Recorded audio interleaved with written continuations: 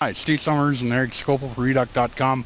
We're back here Monday, Eric, after the Ducks' quick turnaround after the Ducks' big win last Saturday night against Utah in that 44-21 win. This week it's Arizona. This is the first day back from practice. You talk to some players, what they have to say? Well, they haven't really dove into the playbook. That was pretty clear from haven't dove into what Arizona looks like on film. That was pretty clear having spoke with them. But obviously, Tucson has been a very difficult place for the Ducks to play in the past, and they're aware of that, and they're excited for the last road trip of the season. You know, as one of the players that we'll have on our videos here shortly today will be Cameron Hunt.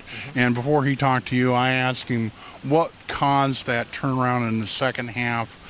First half, it looked like the Ducks were a little bit stagnant, and he thought that perhaps it was what ignited everything was DeAnthony Thomas's touchdown return. And a lot of the players said that in the postgame, is that kind of got them going.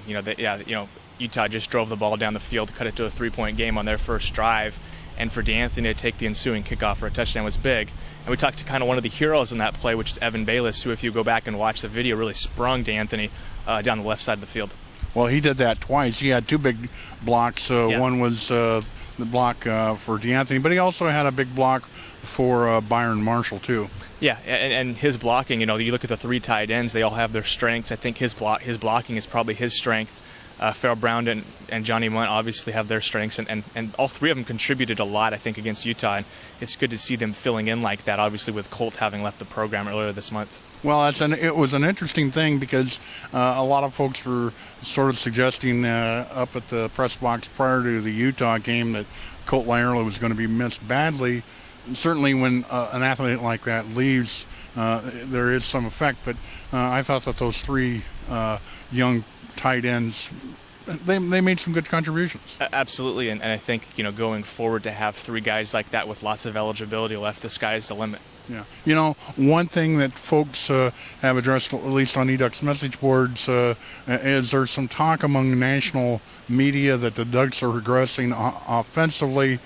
I would have had to say in the first half of the Utah game, you sure could get that impression. Second half, not so much, though. I think there are two factors that play into that. They're playing better defenses the last 3 weeks with UCLA, Stanford, and Utah. And then thirdly is, they went from being kind of three-dimensional with Marcus's arm, Marcus's legs, and the running game, and now they're kind of down to 2 dimensions with Marcus's legs kind of being taken out of the equation because of the bum knee. So, that'll have an effect. Arizona going forward is not quite... the defense isn't quite as strong as the last three opponents, but they do bring a couple different fronts, which if you listen to Cameron Hunt's interview, he'll explain a little bit. Well, that's something we're going to see this upcoming weekend. The game, which will be at Arizona and will be broadcast on ESPN.